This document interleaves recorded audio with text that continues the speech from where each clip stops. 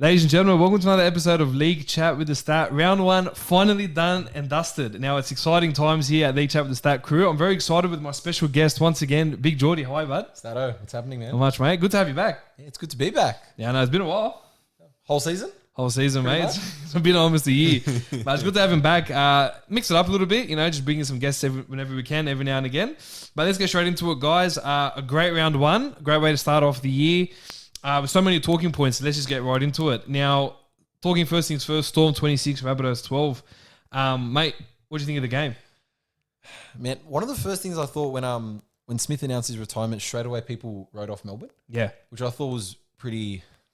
Look, Cameron Smith's obviously the biggest loss. Yeah.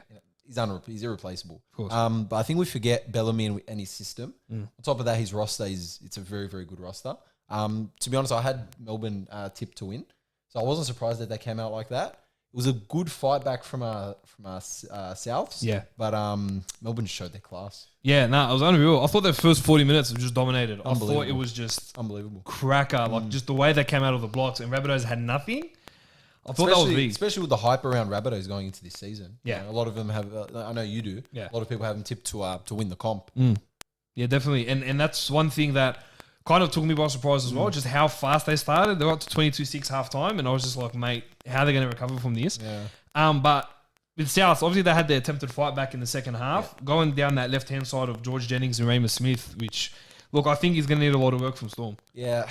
They're new and they're into a system that demands a lot of work and discipline. You know, Remus Smith is coming from the Bulldogs, who were almost last place last year, and he's coming to the premiership winning side. Yeah. So it's going to take adjusting. Yeah, definitely. I know Bellamy mentioned in the press conference as well. Yeah. Not a direct attack like Yeah. some other coaches, but yeah. I think that's something they have to work on. Yeah, no, for sure. But I thought for the Rabbitohs, I thought Latrell was superb in the losing side. I thought he really played well, and I think just the little things that he was doing in the game, just reading the play and calling the shots. I thought when they were in attack, I thought was very good to see. You know, he didn't do much of it last year considering his injury, but I've always said it. Like, if you're not going into a side with a full preseason, like he came in half preseason from the Roosters to the Rabbitohs. Yeah.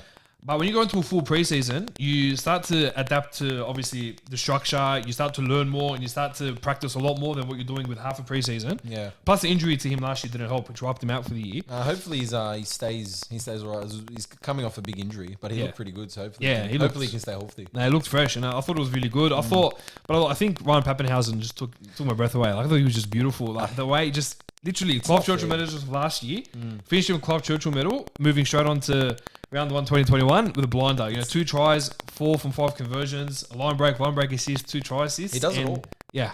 There's not an area where he's lacking. It's unbelievable how good he is. So it sucks watching him at club level, at Origin level. We can enjoy it. Oh, we love it. But when he rips us up, it's the worst. But it's good. I thought Josh Mansour struggled a lot in his debut for the Rabbits. Yeah. I thought that was really disappointing. Especially with the fact that, coming to a new club, new structure, and he's one of the most experienced ones. I thought 100%. he was shockers. That was probably his worst game in about maybe 2 or 3 years. I mean, coming into a new system, it's very different from Penrith, and he's been at Penrith for how many years? Yeah. So it's definitely a culture shock for him. Yeah, but no, it was good. Great. It was a great Thursday night clash. I thought it was, to start off the year, I thought it was awesome. Unbelievable. Definitely took me by surprise there, which was good. Now, moving over to the Knights, 32, defeating the Dogs, 16. Now, in a match where I thought it was won in the forwards. I don't know about you, but I thought it was just more of a forwards clash. I thought with the way, the Knights dominated the entire 80 minutes with their forwards. I think they just took me away. You look at the lineup. I mean, the Knights have one of the best forward packs in the league. Yeah. And that signing of Frizzell is massive. Absolutely huge. Massive. So I'm not too surprised that they came out and dominated the way they did, especially compared to Bulldogs forwards, which I think are a bit lacking. Yeah. But if they can stay healthy, Knights might have a decent run this year. Yeah, look, I just don't want to see them lose next week. You know what I mean? I don't want to see them lose. Last year was all win-loss, 100%. So I'm hoping O'Brien put in a bit of consistency with them, and hopefully they can just kind of direct their shots and just play the game a little bit better and a bit smarter. But I thought for the Dogs, mate, I thought it was hard to watch. Like, I thought it'd be a different year. I thought there'd be a little bit more into it. But what I was talking about earlier was the forwards. Now, in the forward pack draws, I don't know if you noticed, but looking at some of their stats, Clemmer had 24 hit-ups for 217 metres. Safidi, 19 hit-ups, 174 metres. Frizzell, 15 hit-ups, 180 metres. Barnett, 17 runs, 179 metres.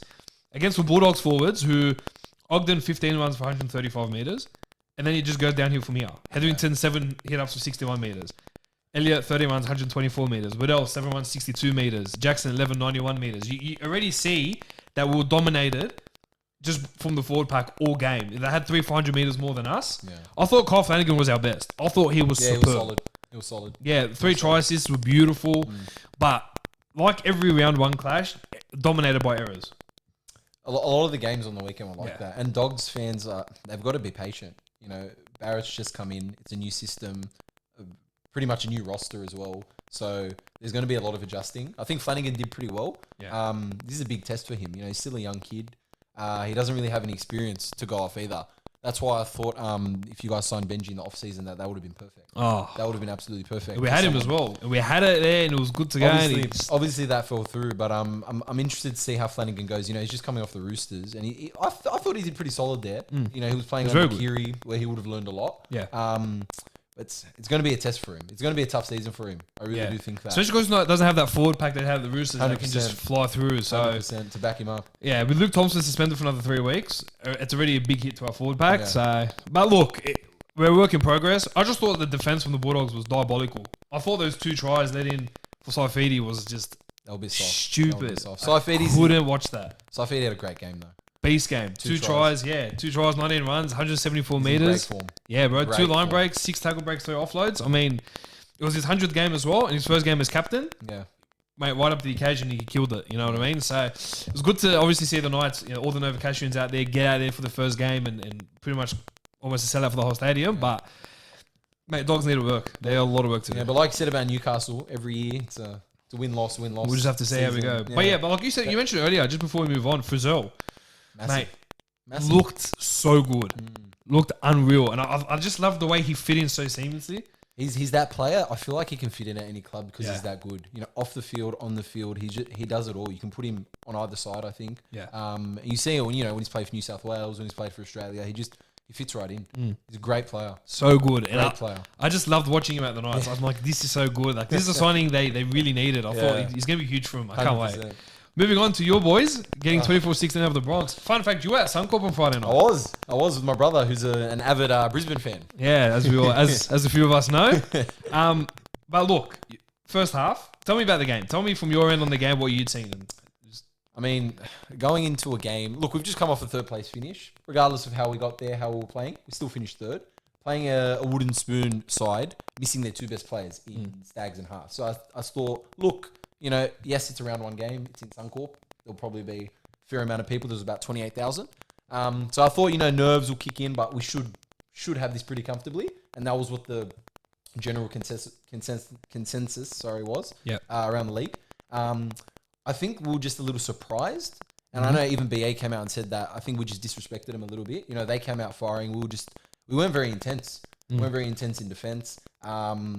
And just because we weren't up in their face, it allowed Milford to run around. You know, he put in that kick for Coates. So it was a little disappointing seeing that first half. Yeah. You'd like to think that if we're a side that's, contending for the title, that we'd be, all 80 minutes firing. But look, second half, it was a good comeback, definitely. Yeah. I think we got a bit lucky with some injuries, maybe a call or 2. Yep. But I was impressed with a couple of players, mainly Reid Marnie. Yeah. A couple big runs. Even scored our first try for the season, which really sparked that. Junior Paulo, always solid for us. Unreal. As he was last year. Blake Ferguson, he got smashed in the first half. Yeah, he got. And I can tell you, and the crowd was really giving it. But that try assist where he stayed in to Gutho, and then the try in the corner, 1-on-3. Yeah, he's a strong boy. So look, it is round 1. Especially in that first half, there were a lot of errors. Anytime we try and gain a new set, get up the field, knock on. You expect that with round 1. There were quite a few. I can't remember the exact number. But it's something to work on, definitely. Yeah.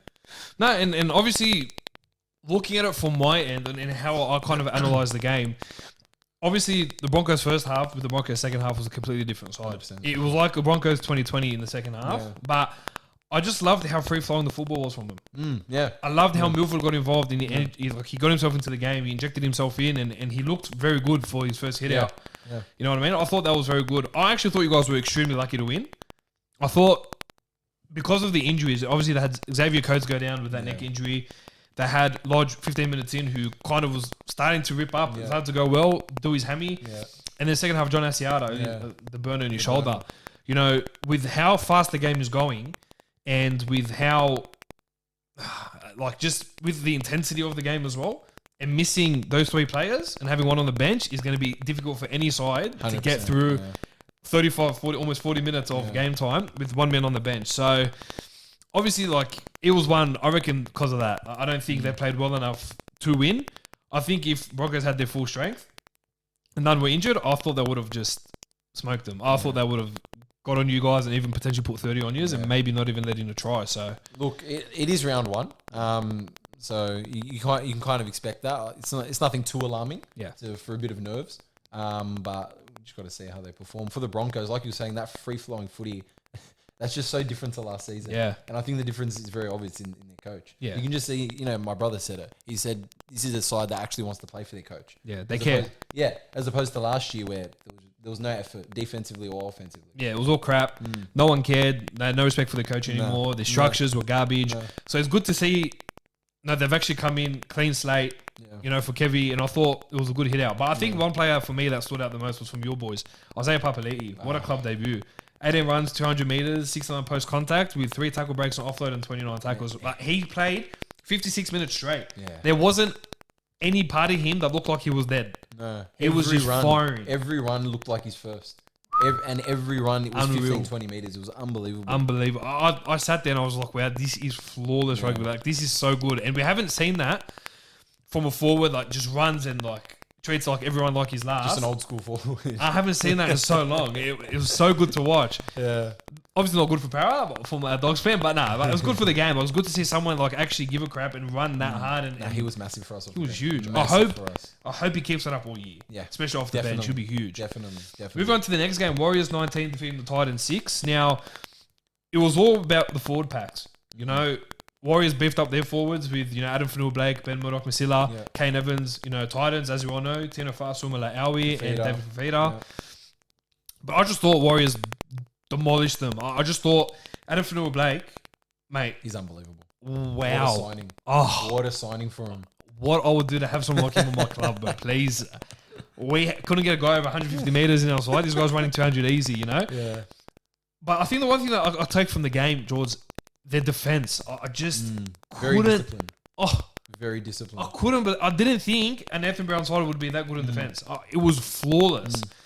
Obviously, they'd be disappointed conceding that try towards the end for the Titans, but very good. I thought it was great. I thought, their halves did pretty well. I thought but their forwards, it all came from their forwards. Armel, Sirinen, Fanua-Blake, everything. I thought they just laid the platform and it just allowed them to do what they needed to do. I think their forwards, they completed 40 or 44 sets. That's unbelievable. I think it was last season they completed 100% of their sets in one of the games. So I think their forwards are really going to help their halves, Nikorima and Harris Tavita, start to grow. I think Harris Tavita is finally starting to find his feet. They're still kind of trying to replace Johnson. Yeah. But I think Harris Tavita is really starting to grow. He's still young. He's only... Yeah, he's 21, 22. 22. Nick Rima's about 25. Yeah. So, look, Nick Rima's been around a while, but I think with their forwards now that it'll give them a lot more chance to run around. Yeah. And I just thought, for the Titans, it wasn't that they were terrible. I just found that the Titans missed a lot of opportunities. Yeah. They had... First half was almost all like them with the ball. Like they had that much ball. They haven't gelled yet. Yeah. It's going to take some time. Yeah. They couldn't capitalize on what they had. Yeah. But it's going to come with some time. Fafita played about 60-odd minutes. He was in hospital, not many know, but he was in hospital last week with the infection in his foot. To come out and still pump out 60 minutes was pretty decent. I thought Fa'asuamaleaui was actually all right. Yeah. I thought he did well in his first hit out for the club. But look, with the new combinations, with the forwards, especially with those two forwards, in Fa'asuamaleaui and Fafita, they need to break the game open. We saw how Tino did it in the trial, and then we saw how Dave Fafita did it last year against the Cowboys for the Bronx, in the first round. So get them into a bit of open space, and the Titans will be firing. But Warriors were just very good, contained them really well, and it was great to watch. That'll just come with chemistry, being able to trust them, give them the ball, let them run around a bit. Yeah, like you said, they'll break it open. Fafita is just a wrecking ball. Yeah, he's a machine when they spread it to him. So but it's just that he was at the Broncos for a few years, so that they were used to him doing that. I think Titans just have to I reckon give it a couple games, they'll be tearing up. Yeah, no, I can't wait. I still think Titans will be in the top 8. But look, one loss, I don't think is going to demean the be all the end all of their season. No, I mean, and a lot of people are tipping Warriors to scrape into the top 8. So they're two teams that I think can be 7 and 8. But I think it's just going to depend on injuries, depend on performances. Really. Yeah, it's true. Speaking of a team that could be diabolical this year, it's the Eagles. Mate, that was ridiculous. Mate, going down to the Roosters, 46 points to 4.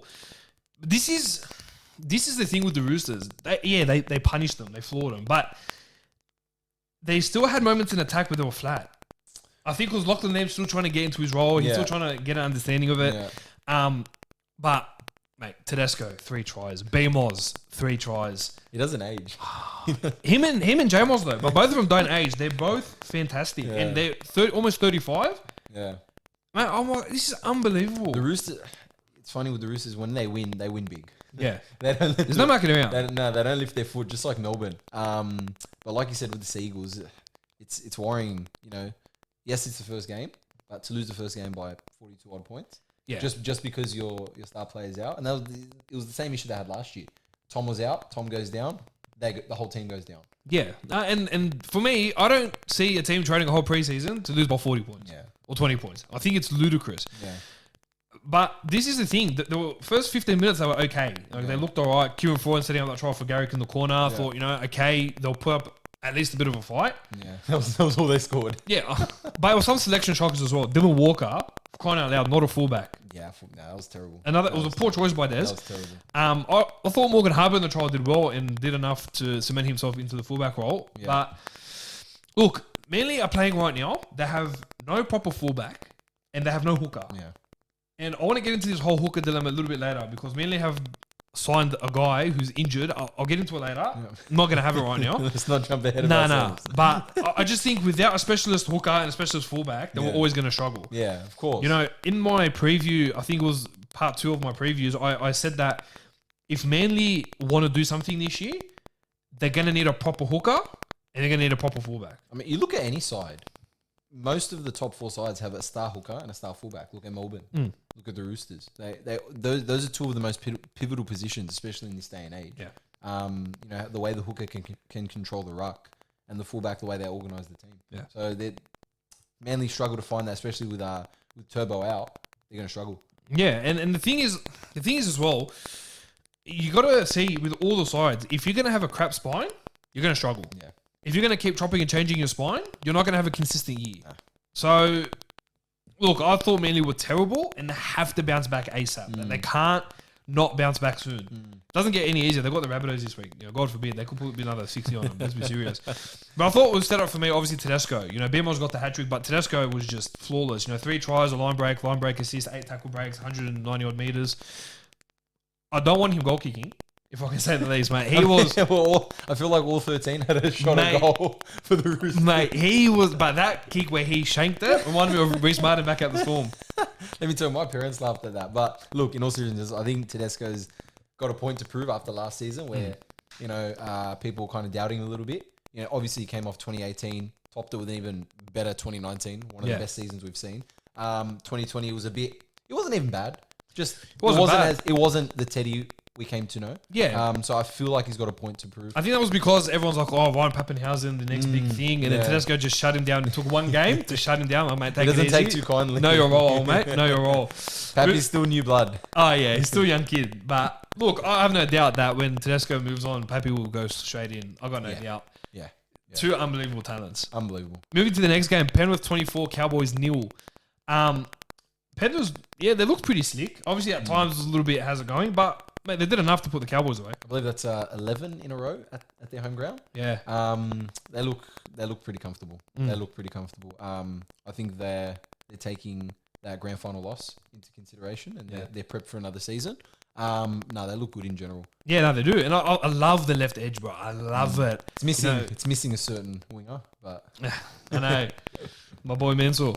But look, I'm loving the fact that Tor was moved to the left. And I love it. I love the bit of nostalgia. I love how, you got Kikau, Luai, Crichton, and To'o. And the last story I mentioned in Crichton, Luai, and To'o, they have grown up together. Yeah. That's what the crazy. They're playing rugby league and they're on the same side now. Like that's pretty cool. I love that. They're killing it. It's gorgeous. I love that. But for the Cowboys, they were very ordinary. Now, again, they didn't do much in terms of recruitment.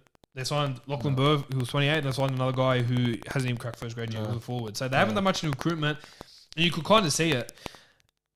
I still don't know where their best positions are. Yeah. Like, I still feel like you need to get Valentine Holmes involved in the game. I feel like if I was picking a team, I'd put Holmes at fullback, and I'd put 100%. Drinkwater in the halves with Morgan, and I'd punt Clifford.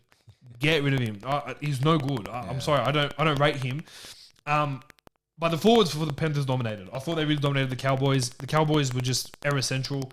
Kept making a lot of errors. They have a lot of work to do, to be honest. They've gone a bit ballsy and named the unchanged lineup for this week, which we'll get to later. But look, very critical of the coach coming out criticising Tamalolo. Yeah, I'm not sure I agree with that. Round one. Yeah, but you know what? I kind of like it, but I'll explain why. I love when a coach wants to, especially a new coach who's come in and doesn't care the pay packet, doesn't care who you are. If you're not doing your job, get onto it. You know, obviously they talked about Tamalolo getting reduced minutes, playing 50 minutes a game because of how big he is, and you know, obviously not being worn out in the last few years of his contract. Yeah, but 100%. you know, he still only made 6 hit-ups for 50 meters, and it's not good. Like, you know, he's your main man. I like Very how unlike him. Yeah, Very unlike him. very unlike him. I know they've changed the attack with him a little bit, so he's still trying to adjust. But I love how Payton came out and said, yeah, he was sloppy. I love that. I just, because it's a new coach wants to come in and say, I don't care who you are or what your pay packet is. If you're not getting onto it, I'll call you out. Yeah. And I don't care. Look, I hope the Cowboys play for him. Yeah. He's a solid coach. You know, we saw with Broncos, they didn't want to play for Seabold, and look how that turned out. Yeah. I think Payton's a good coach. They're not going to make the 8. No. I think they're going to have a very long season as well. I think they need to look to Morgan a bit more. Yeah. You know, he's just coming back from that shoulder injury. Yeah, I agree. I remember in the offseason he said that it's the best it's ever felt. You know, you never know with Morgan. Yeah. He's kind of hit and miss. So I think the season's going to rest on him a lot. Yeah, no, it should. And he needs to step it up. Like, I feel like the Cowboys will never move on because Thurston's not there. It's been 3 years. And it's been 3 years and they're still languishing at the bottom. It's amazing the impact of one player in retirement. He could come back in and they'll be at the top again. Unbelievable. Now, moving to the next game. Raiders 30 defeating the Tigers 12. A sloppy game for me in the first half. Very slow. Yeah, 6-all. Yeah, Raiders didn't take many of the opportunities. They had a heap of opportunities. But they kicked in the second half and it was game over. Yeah. Game over for me. The Tigers, I felt, were just same old. Like, nothing on from an attack. Like, I was happy. They had. I remember in the second half, they had a lot of opportunities. Heaps. In the second half, their offense just was not connecting. No. It looked very messy. It didn't look like they knew what they were doing. Yeah. Look, in the end, Raiders are the much better side. Of course. Tigers, they just don't have that side. You know, I look at a couple of their positions that are okay. Their spine is okay. It's not great. You know, a couple new positions with Little and with Lauria at the back. This season's going to rest on Luke Brooks a lot. You know, this is his first season where it's his team, really. Yeah. He's been around for... He's got to aim up. He's been around for 5-6 years now.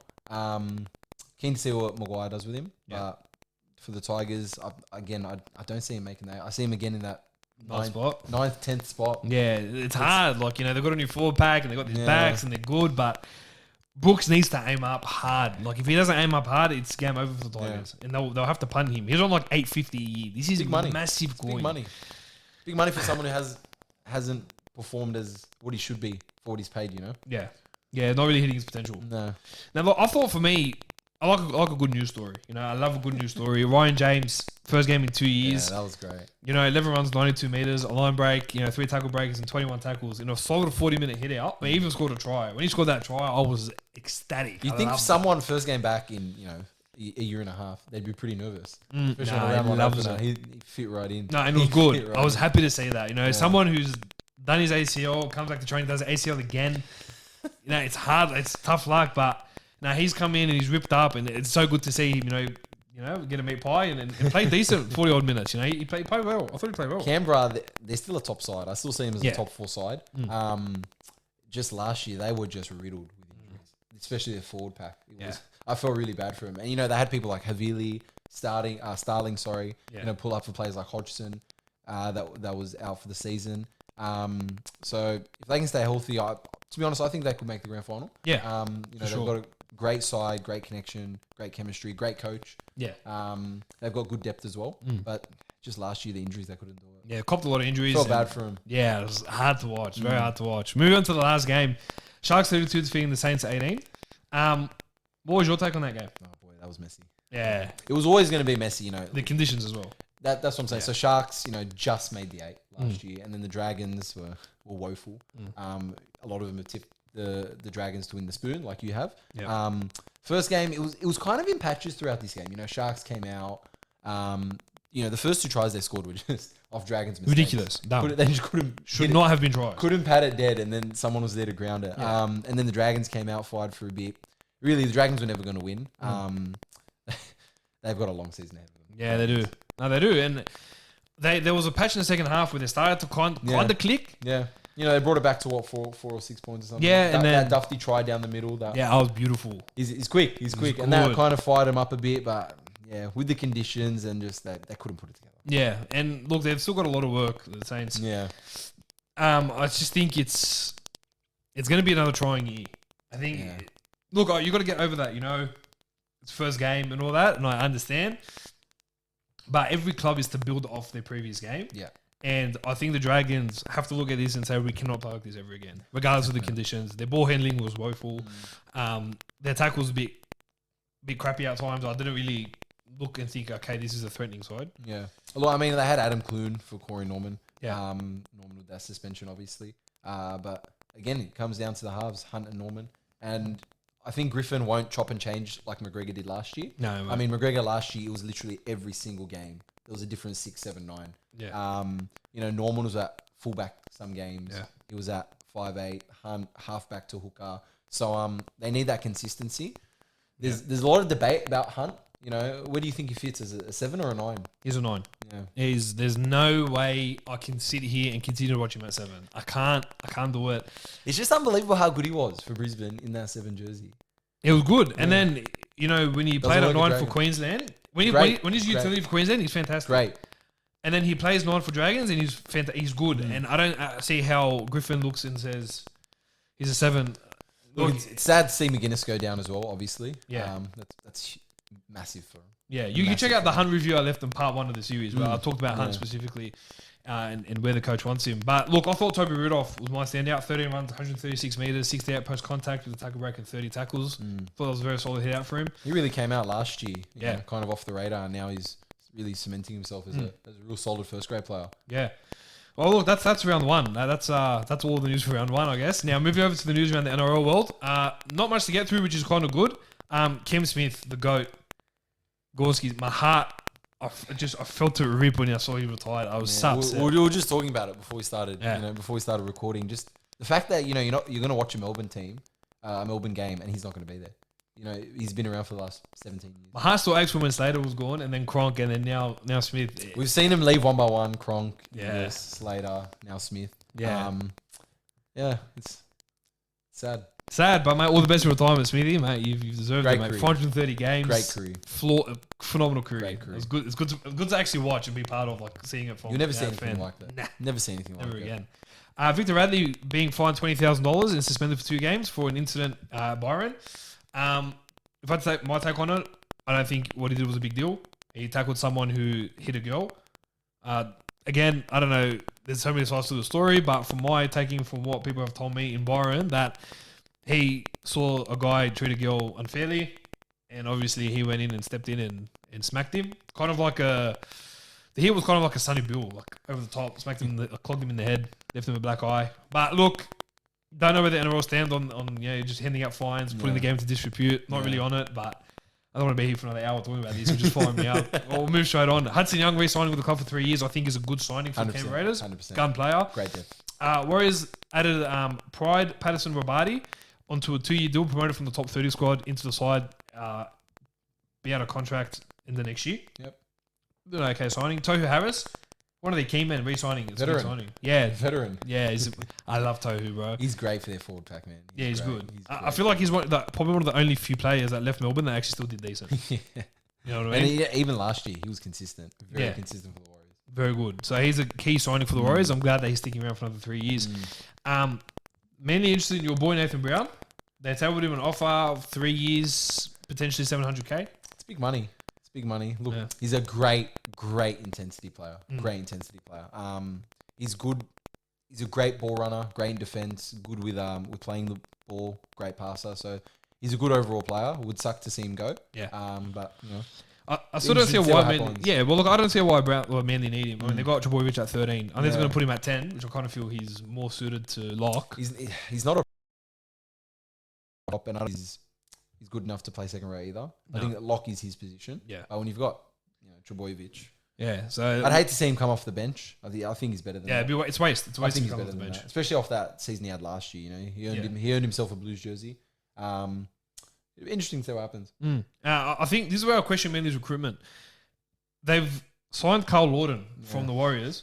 He only did his Achilles a couple of months ago, and he's still got another till June, July before his Achilles recovers, and they've signed him to be a hooker. The problem I have with this is that Carl Lawton needs to be in the side now. Yeah. I don't understand why they've signed him to play in 4 months' time. Get a proper hooker. For crying out loud, get Nathan Peets. Get someone who isn't in the system, or please take Sione Katoa from us. Please take Sione Katoa from us and take him straight to Manly. No, I'll release him, no problem. It's a bit of a lot of question marks around the recruitment in Manly at the moment, but their club is having a lot of question marks as well, just with the last couple of weeks. So they're a mess. Yeah, the NRL's approved Joshua Sawali to play. Mate, I'm a big fan. If you're old enough, you're good enough. So if you're good enough, you're old enough. And that's the saying. I keep getting it wrong, you idiot. If you're good enough, you're old enough. And I think that's where I sit on it. And he's a phenomenal talent. I think he's huge. Look, I was kind of on the fence. You know, I thought, if you're gonna have a rule, stick by it. Obviously, there's exceptions made, and they've been made in the past. And I had a look at a list of players the other day that were allowed to play before they turned 18, and it was a list of legends pretty much. Yeah, I'm keen to see this kid. How he goes in first grade. He's got a lot of hype about him. Yeah. No, I've watched his last few games in New South Wales Cup. Yeah, he's good. I can't wait to see him. And he can play. I mean, the Roosters were saying we're training him in centres, on the wing, in fullback. There's so many positions he can play. He can fill in. He's athletic. And he's only 17. Yeah, he reminds me a bit of GI. Can play that back position, almost any back position. Going to be interesting. Yeah. Toby Rudolph got issued a warning for comments he made on the Matty John show. When he was asked what he's going to do to recover, he goes, down 1,000 beers, go to Northies and try and pull something, anything will do. If he said that 20 years ago, it'd be... Absolute laugh. No issue at all. It's a laugh now. No issue at all. NRL have cracked down on it, saying, it's like disrespectful to women. I think it's absurd because NRL had to apologise to Junior Paulo for... he played well on Friday night, and then they decided to put the gorilla emoji next to his name. Yeah, after he scored. And Eels officials were like, what the heck? Like, you can't be doing that. I think the inconsistency is there. I'm not a big fan of what the NRL are trying to do and then come out and apologise for that. 100%. Garbage. But look, the last thing to cap up for Francis Molo from the Cowboys has signed 3 deals with the Dragons. This is a big signing. Massive. He's just going to suck there. That's the problem. It's a big loss for the Cowboys. Yeah, big loss. He's a great forward. But he's going to suck there. Yeah, like you said. I mean... He's aimed up the last few years at the Cowboys. He's done really well. I thought he would have stayed there. I thought they would have looked to keep him. He had been signed for 1 year, and then he just they've offered him a $500,000 a year deal for 3 years. It's big. It's 1.5 mil. It's hard to say no. Hard to say no. Moving over to Stats Supercoach segment. Now, listen, not an okay start. Hit 1,178. A lot of my players were disappointing. I got to admit. I look at my team here. Averillo took no runs. So thanks, mate. I got Josh Mansour. 5'8". Yeah, I know. You think. Josh Mansour 15, which was appalling, and he's been dropped for this week. So now I've got a headache. Real life and in Supercoach. Oh, mate, it's not good. I'm not happy. Mitch Barnett was a bit of a smoky for me. I bought him in the last second, 105. I'll take that. But yeah, Statisticians 25, a lot to change up before round 2. First round, mate. First round. I know, mate, but I've got to get it right. It has to be perfect every time. Plenty of rounds to go. I know, but it's a long season. We hit a bit of a hurdle, but mate, we'll try. It's a long season. We'll be good. Now, getting straight into round 2, Eagles versus Storm. So the one change, Niu Corey comes back from suspension and take the spot of Keegan Hipgrave. And the Storm are going 1-17. Mate, do you see you guys winning this one? Look, it's no secret we struggle against Melbourne for the past, I don't know how many years. If we come out like we did against the Broncos against Melbourne, we will lose by 50. I mean, Melbourne do not miss. That's pretty fair. Melbourne are not going to miss opportunities like that. We got a little lucky against the Broncos. We're going to have to come out firing. Yeah. My big concern, Nathaniel, is our right edge defensively. Yeah. And the issue with it is BA has this system of we're going to rush up on everything.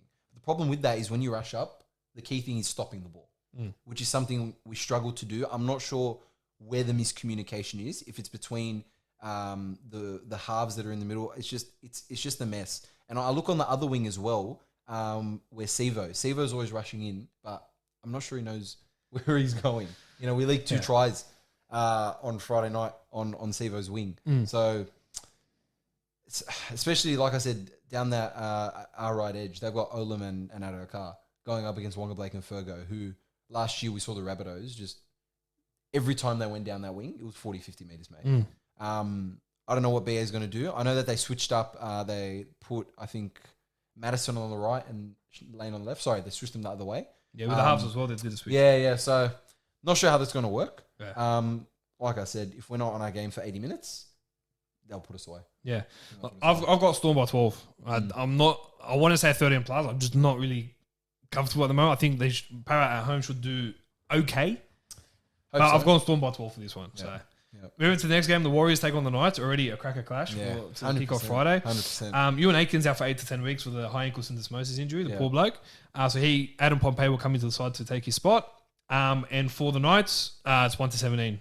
So I just love how Warriors playing. Yeah. Clash of the forwards. It's going to be a big match with the full pack, man. I can't wait. I think the Warriors, I'm going to go Warriors again. I'm confident. If they can keep up that defense they did, man, they should put them away. I think they will. I think they're just...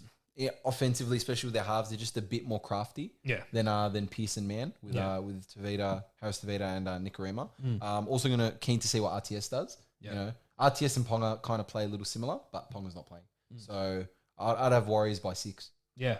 I'm looking at Warriors 1 to 12. I can't see them blowing away Newcastle Knights. I just don't see it. That would be a great game though. Yeah, it should. The Queensland Derby, Titans versus the Bronx.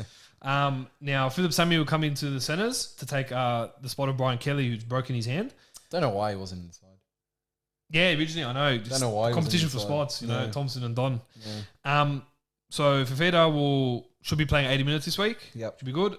For the Broncos, tests have cleared Coates and Asiata, and they've both been named to play, which is good news for the Bronx. Lodge will be missing 2 to 3 weeks with that hammy.